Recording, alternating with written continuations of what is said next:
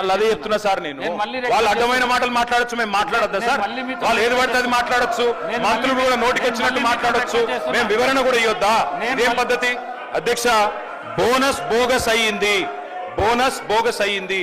700 కోట్ల బోనస్ ఇచ్చి 7,600 కోట్ల రైతు బంధు ఎగ్గొట్టిన మాట ఖచ్చితంగా వాస్తవం. ఇది రాష్ట్రంలోని రైతులకు తెలుసు. అందుకే అంటున్న అధ్యక్ష, రుణమాఫీ ఉత్తదయింది, బోనస్ బోగస్ అయింది. రైతు బంధు కాదు అధ్యక్ష, దాని పేరు మార్చి రైతు భరోసా అని పెట్టి ఏదో మారుస్తున్నారు అధ్యక్ష. మీరు రైతులను ఏ మారుస్తున్నారు తప్ప ఏది కూడా చేస్తలేరు. అధికారంలోకి వస్తే తొలి క్యాబినెట్ లోనే రైతు భరోసాకు చట్టబద్ధత, 6 గ్యారెంటీలకు చట్టబద్ధత అన్నారు. తొలి క్యాబినెట్ జరగలేదా ఇంకా? లేకపోతే తొలి సంవత్సరం దడిచినా కూడా ఒక యాదికి వస్తలేదా? మీ రాహుల్ గాంధీ గారు చెప్పిండ్రు, ఏడబైంది మాట అని అడుగుతున్నాం అధ్యక్ష.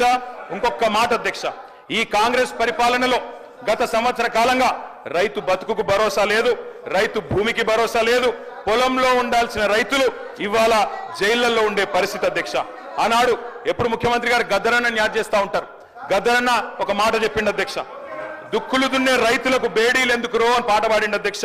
ఇవాళ గద్దరన్న బతుకుంటే ఖచ్చితంగా ఆ పాట మళ్ళా గజ్జగట్టి పాడుతుంది అధ్యక్ష. చివరిగా నేను ఈ ప్రభుత్వానికి చేసే విజ్ఞప్తి ఒకటే, రైతు బంధును యథాతథంగా కంటిన్యూ చేయండి, ప్రజలకిచ్చిన మాట తప్పకండి. ఎట్టి పరిస్థితుల్లో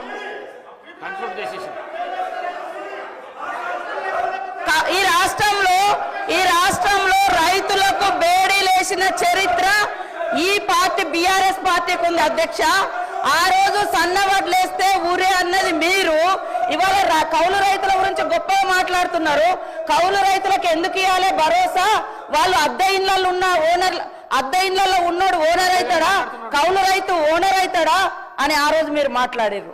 ఇవాళ రైతుల మీద ఏదో గొప్పగా మాట్లాడుతున్నారు. నేను సవాల్ చేస్తున్నా అధ్యక్ష, ఈ రాష్ట్రంలో ఉన్న అందరి భూముల మీద క్లీన్ గా అక్కడ ఒక దగ్గర 100 ఎకరాల ఫామ్ హౌస్ ఉంటది, కానీ 10 మంది పేర్లు ఉంటాయి.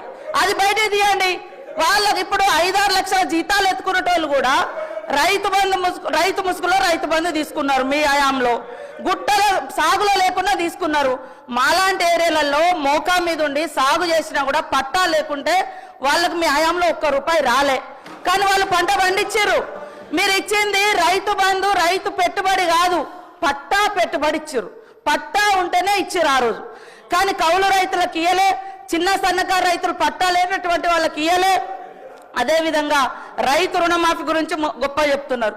మీరు అనేక మందిని మీరు చేసినటువంటి రుణమాఫీ వడ్డీ మాఫీ అయింది, రుణమాఫీ కాదు. అది వడ్డీ మాఫీ. ఆ వడ్డీ మాఫీలో కూడా మీరు అనేక మందికి రైతులకు నిబంధనలు పెట్టడంతో చాలా మంది ఈ నిబంధనల మూలంగా మేము ఇచ్చినటువంటి రుణమాఫీలోకి కూడా కొంతమంది రెన్యువల్ కానేటువంటి పరిస్థితి వాస్తవం. అలాంటి వాళ్ళే ఆగింది. అది 2014 నుంచి కొనసాగుతూ వస్తుంది. మీరు చేసినటువంటి రుణమాఫీ నిబంధనలు కొనసాగుతూ వస్తున్నాయి. కాబట్టి అది గుర్తుపెట్టుకోండి. మీరు అన్ని బాగా చేసినాక 30,000 కోట్ల రైతుల రుణమాఫీ కాకుండా ఎట్లున్నాయి? మీరు అన్ని రైతులను రాజులను చేసిర్రు, రైతు బంధు ఇచ్చిర్రు, అన్ని చేసినాక మళ్ళా 30,000 కోట్ల రూపాయలు వాళ్ళ మీద ఎందుకు భారమైంది? ఎందుకు రుణాలు మిగిలినాయి? అది చెప్పండి. కాబట్టి ఇవాళ కేటీఆర్ గారికి ఒకటే అడుగుతున్నా, మీరు 10 ఏళ్లలో భూమి లేనటువంటి ఒక్క పేదింటి బిడ్డలకు మీరేమిచ్చారు? ఓకే, 100 ఎకరాలు ఉన్నోళ్ళ గురించి అన్ని ఇవ్వాలి, లక్షల జీతాలు వచ్చినా అన్ని ఇవ్వాలి అని అంటున్నారు. మరి పేదోడికి మీరు ఈ 10 ఏళ్లలో కనీసం ఉచితంగా కరెంట్ ఇయ్యలే, కనీసం ఇవాళ ఉచితంగా ఎర్ర బస్ ఫ్రీ ఇస్తే కూడా మీరు ఓర్వలేకపోతున్నారు. అదే విధంగా వాళ్ళకి 10 ఏళ్లలో ఏమి ఇచ్చిర్రు? భూమి లేని వాళ్ళకి ఏమి ఇచ్చారు? మేము ఇప్పుడు భరోసా కింద 12,000 రూపాయలు పెట్టినాం, ఉచితంగా కరెంట్ ఇస్తున్నాం. వాళ్ళ ఆర్థిక భారాన్ని తగ్గించడం కోసం, కుటుంబ భారాన్ని తగ్గించడం కోసం పేదింటి బిడ్డలకు, ఆడబిడ్డలకు 500 గ్యాస్ చేసినాం. మీరు ఎందుకు చేయలేదు? మరి మేము ఉచితంగా బస్సు పెడితే గగ్గోలు పెడుతున్నారు, ఉచితంగా 200 యూనిట్ల కరెంట్ ఇస్తే గగ్గోలు పెడుతున్నారు. కాబట్టి మీ వైఖరి ఏందో స్పష్టం చేయండి. మీ వైఖరి ఏందో అంటే అందరికీ వాళ్ళు 100 ఎకరాల ఫామ్ హౌస్లు ఉన్నా కూడా ఇవ్వండి అని అంటారా? అదే చెప్పండి. నేను ఈ సందర్భంగా కూడా మా వ్యవసాయ శాఖ మంత్రి గారిని కోరుతా ఉన్నా, దయచేసి ఎవరెవరికి ఎంతెంత పోతుందో ఆ వివరాలు మొత్తం గ్రామాలలో పెట్టాలి. ఏ కుటుంబానికి ఎంతెంత రైతు బంధు పోతుంది, ఎవరెవరిది ఎంత అనేది వివరాలు బయట పెట్టాలి.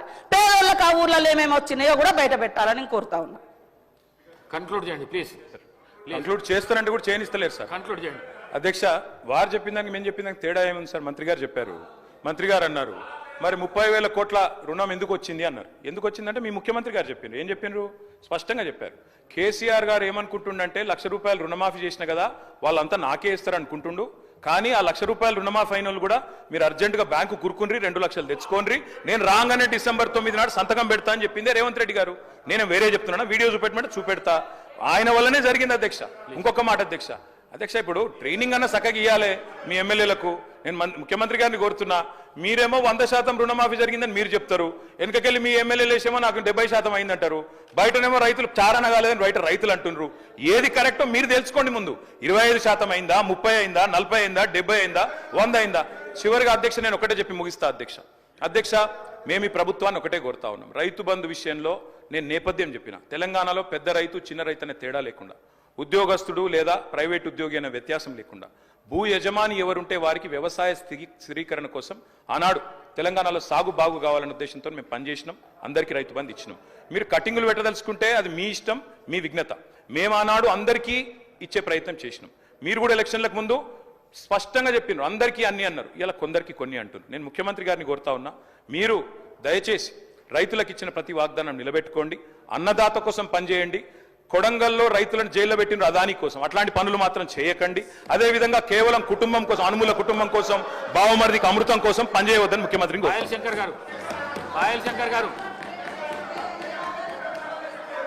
అధ్యక్ష, కావలను మీడియా రంగంలో సంచలనం సృష్టిస్తున్న 33 ఆర్టీడీ న్యూస్ ఛానల్ కు తెలుగు రాష్ట్రాల్లో బ్యూరో, స్టాఫ్ రిపోర్టర్లు, డివిజన్ రిపోర్టర్లు, మండలాల రిపోర్టర్లు, స్టింకర్లు, యాడ్ మేనేజర్లు కావాలను. ఆసక్తి కలవారు సంప్రదించండి 9493075115.